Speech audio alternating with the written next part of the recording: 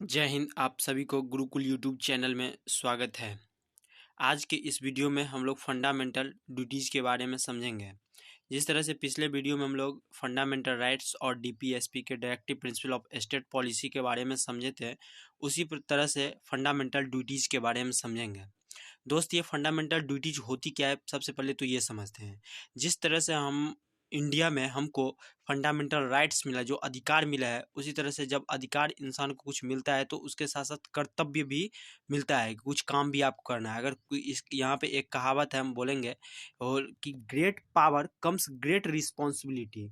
इसका मतलब हुआ कि अगर आपको ग्रेट पावर मतलब सबसे ज़्यादा आपको ये जो पावर मिला है, तो उस पावर के साथ साथ आपको ग्रेट रिस्पॉन्सिबिलिटी भी मिली है, कि आपको जिम्मेदारी भी मिला है। कि जिस तरह से आप घर में देखते होंगे कि जहाँ पे आप रहते हैं, तो वहाँ पे जिस रूम में रहते हैं, उस रूम में अगर आप सही से रह रहे हैं, सो रहे हैं, उस रूम को यूज कर रहे हैं, तो वहाँ पे आपको साफ सफाई भी आपको ही करना पड़ेगा।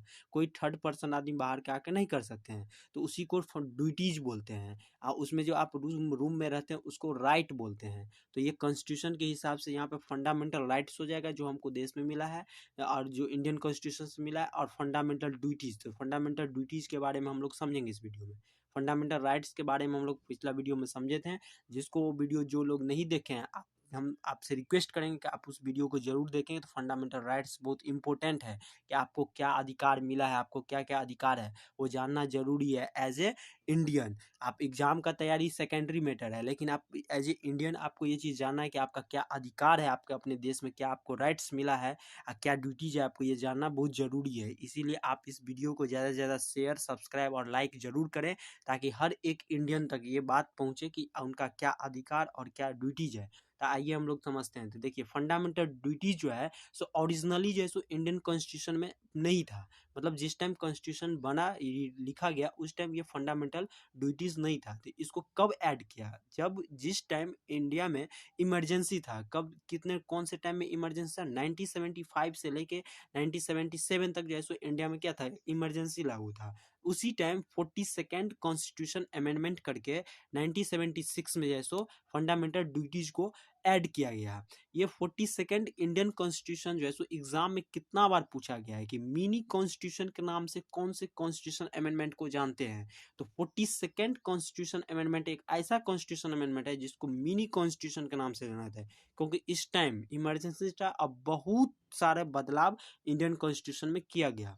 एक कमेटी थी, स्वर्ण सिंह कमेटी, जिसके रिकमेंडेशन पे जो है सो ये इस चीज को, फंडामेंटल ड्यूटीज को ऐड किया गया। तो ओरिजिनली जब इसको ऐड किया गया 1976 में, तो टोटल 10 फंडामेंटल ड्यूटीज थे। लेकिन 86 कॉन्स्टिट्यूशन अमेंडमेंट करके 2002 में और एक फंडामेंटल ड्यूटीज ऐड कर दी। यहाँ पे वो हम क्वेश्चन के रूप में आपको दिए हैं, क्योंकि हम पिछला जो डीपीएसपी वाला हम उसमें ये किए थे, लेक्चर लिए थे, उसमें हम ये बता चुके हैं। इसीलिए आप वहाँ पे बताने का कोशिश करेंगे, फिर अगले वीडियो में ये बता देंगे।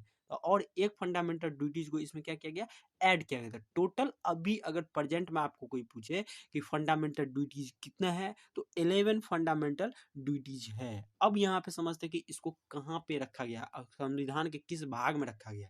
तो ये संविधान के इंडियन कॉन्स्टिट्यूशन के पार्ट 4 के ए, यहाँ पे आप देख रहे हैं कि कैपिटल लेटर में ए लिखा हुआ है।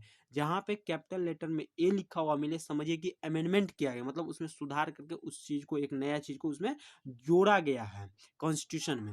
51 जो है आर्टिकल्स है, उसमें 51 ए के स्पेशली 11 फंडामेंटल ड्यूटी जो है सो अभी टोटल जो है सो इसमें रखा गया है। इसमें क्या क्या होता है, इस चीज को हम लोग समझते हैं। पहला है respect the constitution, national flag and national anthem. National flag और नेशनल एंथम जो है उसको आपको रिस्पेक्ट करना है, प्रमोट करना है। सॉवरेनिटी, यूनिटी और इंटीग्रिटी को जैसे पूरे कंट्री में प्रमोट करना है। उसके बाद में प्रमोट द कॉन्स्टिट्यूशन ब्रदरहुड, मतलब भाईचारे की नीति मिला करके सभी को एक साथ जो है सो रहना है। इस तरह का जैसे आपको इंडियन फंडामेंटल ड्यूटी में इसको मेंशन किया गया है। और जो हेरिटेज है या आपका कल्चर है, उसको भी क्या करना है?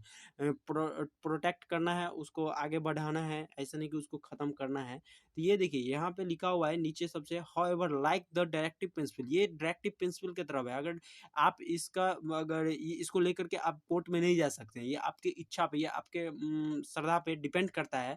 आपका खुद होना चाहिए कि आप जहाँ पे रहते हैं, आपको जो हमारे देश से इतना चीज़ फैसिलिटी, इतना अधिकार मिला है, बहुत सारे अधिकार मिला है कि आपको कुछ भी बोलने का अधिकार है, आप अपनी बात रख सकते हैं, हमारे गवर्नमेंट तक पहुँचा सकते हैं। बहुत सारे ऐसे देश हैं जहाँ पे इस तरह का फैसिलिटी अवेलेबल नहीं है, तो आप जो है सो कर्तव्य का, ड्यूटीज़ का भी पालन करेंगे। लेकिन ऐसा नहीं कि आप नहीं करेंगे तो आपको कोर्ट में ले जाया जाएगा, ये नॉन जुडिशियल है। लेकिन ये ऊपर जो 3-4 लिखा हुआ है, जो कि flag, national anthem, unity, integrity, इस सब को, ब्रदरहुड, इस सब को आपको करना ही पड़ेगा। ऐसा नहीं कि आप नेशनल फ्लैग को जो है सो अनरिस्पेक्ट करेंगे तो आप पे एक्शन लिया जा सकता है। जय हिंद। आज के इस वीडियो में हम लोग इतना ही समझे। धन्यवाद।